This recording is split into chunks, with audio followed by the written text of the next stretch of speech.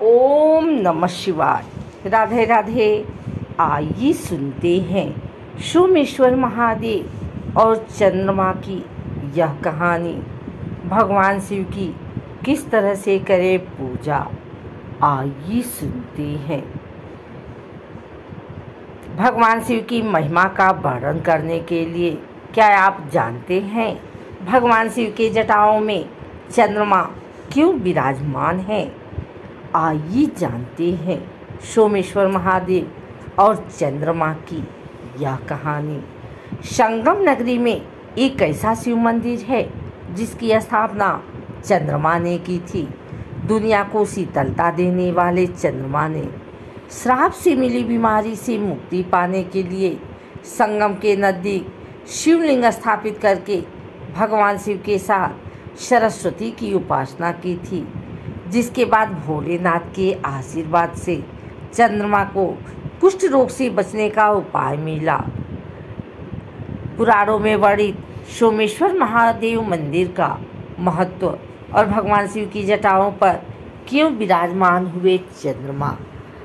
संगम किनारे अरैल में स्थित सोमेश्वर महादेव मंदिर का वर्णन पद्म पुराण के साथ ही शिव पुराण में भी मिलता है।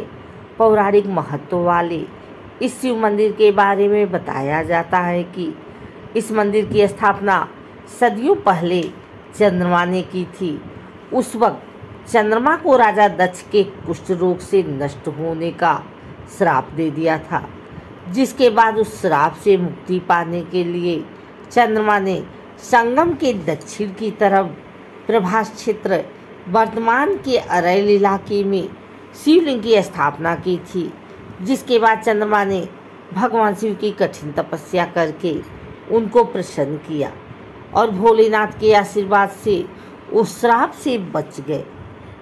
मंदिर के महान कथा के अनुसार राजा दक्ष ने अपनी 27 बेटियों का विवाह चंद्रमा से किया था, लेकिन चंद्रमा ने 27 बेटियों में से सिर्फ एक बेटी के साथ संबंध रखे, बाकी 26 बेटियों की लगातार अनदेखी कर रहे थे।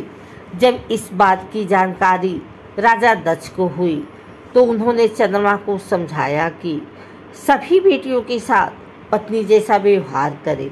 राजा दक्ष के समझाने के बावजूद भी चंद्रमा नहीं माने। चंद्रमा नाराज होकर राजा दक्ष की 26 बेटियों अपने पिता के पास पहुंची। बेटियों ने पिता को अपना दुख बताते हुए अपना जीवन समाप्त करने की बात कही। इस बात से नाराज होकर राजा दक्ष ने चंद्रमा को श्राप दिया। राजा दक्ष ने कहा कि चंद्रमा को जिस तरह से अपने रंग रूप का घमंड है, उसी घमंड की वजह से वो कुष्ठ रोग से पीड़ित होकर नष्ट हो जाएंगे। श्राप का असर शुरू होते ही चंद्रमा कुष्ठ रोग से पीड़ित हो गए। इलाज के लिए कोई उपाय उनके काम नहीं आया।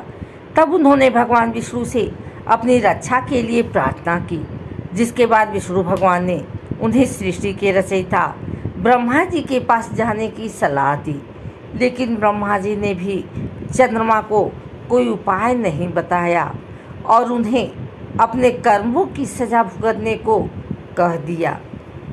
दूसरे देवी देवताओं के प्रार्थना करने पर भगवान ब्रह्मा ने चंद्रमा को पृथ्वी पर जाकर संगम के दक्षिण की तरफ शिवलिंग की स्थापना कर शिव और सरस्वती की उपासना करने की सलाह दी।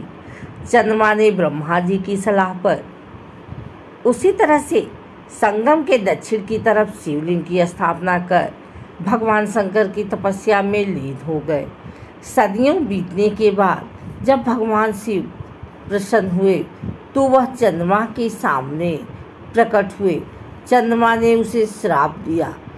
चंद्रमा ने कहा कि इस श्राप से मुक्त तो नहीं हो सकते, लेकिन अब तुम महीने के पहले कृष्ण पक्ष में 15 दिन घटोगे और उसके बाद शुक्ल पक्ष के 15 दिन में बढ़ोगे। इसकी प्रतिपदा व अमावस्या के दिन नष्ट होने से बचने के लिए शिवजी ने अपने मस्तक पर चंद्रमा को विराजमान रहने को कह दिया, जिसके बाद से ही चंद्रमा भगवान शिव के मस्तक पर विराजमान हुए बताए जाते हैं।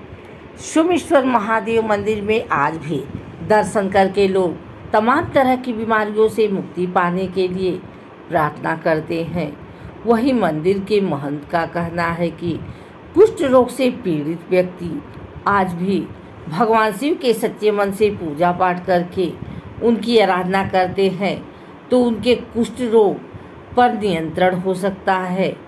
मंदिर में दर्शन पूजन करने वाले का यही भी कहना होता है कि इस मंदिर में दर्शन करने से उनकी सभी मनोकामनाएं पूरी होती हैं। अरैल इलाके में स्थित पौराणिक सोमेश्वर महादेव मंदिर में आज भी श्रद्धालुओं की भीड़ जुटती है। सिर्फ प्रयागराज ही नहीं बल्कि दूसरे जिले के लोग भी इस मंदिर में पूजा करके भगवान भोलेनाथ को प्रसन्न करते हैं। मंदिर में शिव जी का रुद्राभिषेक करके प्रतिदिन दूर दूर से लोग आते हैं।